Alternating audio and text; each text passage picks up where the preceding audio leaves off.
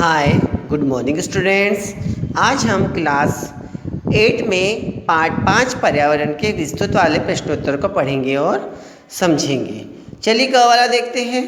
भारतीय संस्कृति का प्रकृति से गुण संबंध रहा है। पाठ के आधार पर इस तथ्य की पुष्टि करें। गुण संबंध मतलब गहरा संबंध है ना। चलिए उत्तर में देखते हैं। सभ्यता के आरंभ से ही मनुष्य प्रकृति पर निर्भर रहा है। जब सभ्यता की शुरुआत हुई थी, परंपराओं की शुरुआत हुई थी, तो मनुष्य प्रकृति पर ही निर्भर रहा है और उसकी महत्ता को समझा है। हमारे धार्मिक और पौराणिक ग्रंथों में भी प्रकृति के विभिन्न तत्वों की पूजा का वर्णन मिलता है। हम सभी जानते हैं कि वृक्ष प्रकृति की सुंदर और अमूल्य भेंट है। हम सभी जानते हैं कि जो वृक्ष है हमें प्रकृति द्वारा सुंदर और अमूल्य भेंट मिली हुई है। आज भी हमारे यहाँ तुलसी, पीपल, बरगद आदि की आराधना की जाती है ना। करते हैं हम पूजा। आराधना मीन्स पूजा करना। तुलसी, पीपल और बरगद आदि पेड़ों की हम क्या करते हैं? पूजा करते हैं। हमारे आयुर्वेद ज्ञाताओं ने भी विभिन्न वृक्षों, पौधे, जड़ी बूटियों के गुणों का अध्ययन किया और उसे दुनिया को बताया। अतः यह पूर्णतः सत्य है कि भारतीय संस्कृति का प्रकृति से गुण संबंध रहा है ना। हमें पुराने हमारे जो आयुर्वेद ज्ञाता है उन्होंने विभिन्न वृक्षों, पौधे, जड़ी बूटियों के गुणों का भी अध्ययन किया है। उन्होंने दुनिया को ये बता दिया है कि पूर्ण सत्य है कि भारतीय संस्कृति का प्रकृति से गुण संबंध रहा है। मीठा संबंध, गहरा संबंध। ख नंबर का देखेंगे। वैज्ञानिक उन्नति और औद्योगिकरण ने किस प्रकार मनुष्य को विनाश के कगार पर ला खड़ा किया है? वैज्ञानिक उन्नति ने और औद्योगिकरण ने किस प्रकार मनुष्य को विनाश के कगार पर लाकर खड़ा किया है? अब इसका आंसर देखेंगे हम। वैज्ञानिक उन्नति और औद्योगिकरण ने मनुष्य को विनाश के कगार पर लाकर खड़ा कर दिया है। भूमि, जल, वायु एवं ध्वनि। क्या बोल रहे हैं? भूमि, जल, वायु और ध्वनि। ध्वनि मीन्स आवाज। प्रदूषण से हम सभी परेशान हैं। भूमि प्रदूषण होता है, जल प्रदूषण होता है, वायु प्रदूषण है, ध्वनि प्रदूषण है।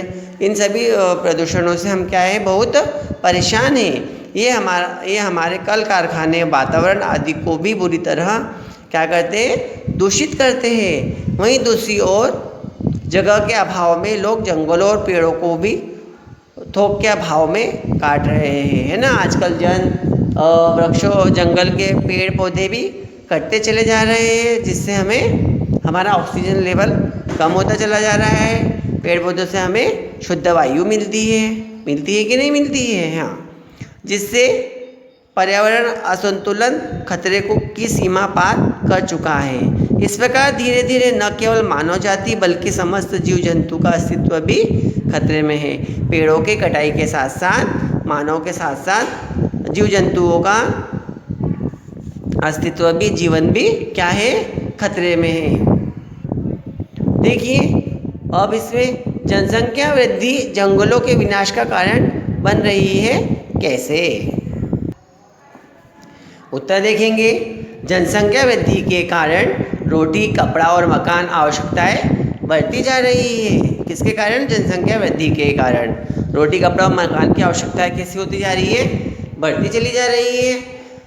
जिसके लिए मनुष्य ने प्रकृति का दोहन प्रारंभ कर दिया। बढ़ती आवश्यकता, बदलते जीवन स्तर और बढ़ते औद्योगिकरण के कारण लोग वृक्षों की कटाई कर रहे हैं। इससे सघन वन भी नष्ट हो रहे हैं।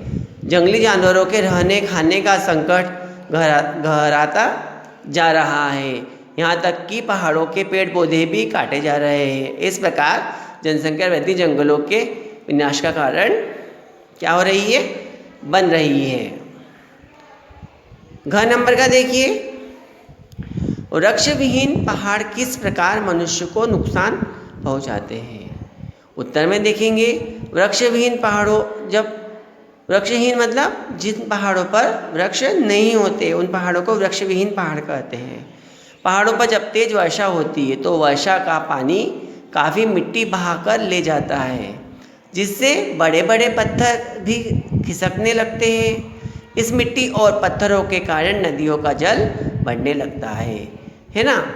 परिणाम स्वरूप भयंकर और विनाशकारी बाढ़ आने लगती है, जिससे लहलहाते फसल बर्बाद हो जाते हैं। गांव शहर में काफ़ी बर्बादी होती है। इस प्रकार वृक्ष विहीन पहाड़ मनुष्य को काफ़ी नुकसान पहुंचाते हैं। आजकल लोग क्या करते हैं, पहाड़ों के वृक्ष पेड़ पौधों को काट लेते हैं और उसकी लकड़ियाँ बाज़ार में जाके बेच देते हैं। तो जब बारिश का पानी आता है तो एकदम तेज़ी से आता है, जिससे क्या होता है, वृक्ष विहीन पहाड़ आता है तो नदी नालों में बाढ़ सी आ जाती है और गाँव में काफ़ी नुकसान पहुंचता है। ड नंबर का देखिए, विकास की योजनाएं किस प्राकृतिक कारणों से असफल हो जाती है। इन प्राकृतिक कारणों के लिए भी कहीं ना कहीं मनुष्य ही उत्तरदायी है, क्यों, स्पष्ट कीजिए। उत्तर में देखेंगे, विकास की योजनाएं निम्नलिखित प्राकृतिक कारणों से असफल हो जाती है। पहला है बाढ़ और सूखा। इसमें क्या दिया हुआ है, आजकल कहीं सूखा पड़ जाता है तो कहीं बाढ़ आ जाती है, जबकि दूसरी ओर चेरापूंजी जैसे स्थानों पर भी पानी की कमी महसूस की जा रही है और अपने वर्षा के कारण दुनिया में मशहूर था। इन प्राकृतिक आपदाओं के कारण इस क्षेत्र में काफ़ी नुकसान होता है। इसकी भरपाई के लिए सरकार को काफ़ी पैसे तथा अन्य संसाधनों को इसमें लगाना पड़ता है, जिससे विकास कार्य बाधित होता है।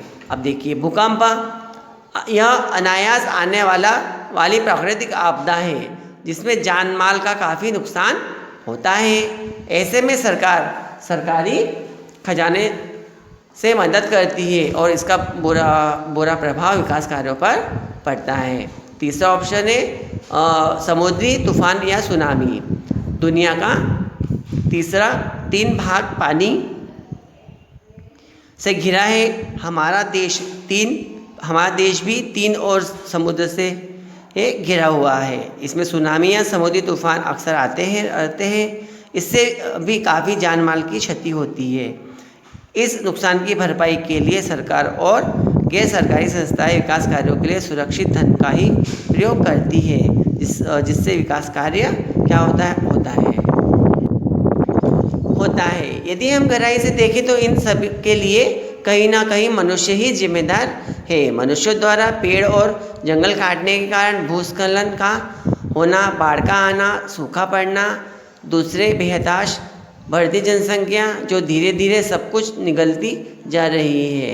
इस प्रकार हम कह सकते हैं कि मनुष्य ही इन प्राकृतिक आपदाओं के लिए जिम्मेदार है ना। हमारा मानव जीवन जो है प्रकृति की जो देन है, पेड़ पौधे उस पर आश्रित है ना।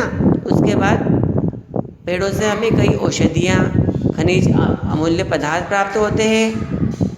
अब देखिए व्याकरण बोध तो हम आपको PDF सेंड कर देंगे स्टूडेंट, ठीक है। इसे एक्सप्लेन करने की ज़रूरत नहीं, ठीक है। Okay, bye.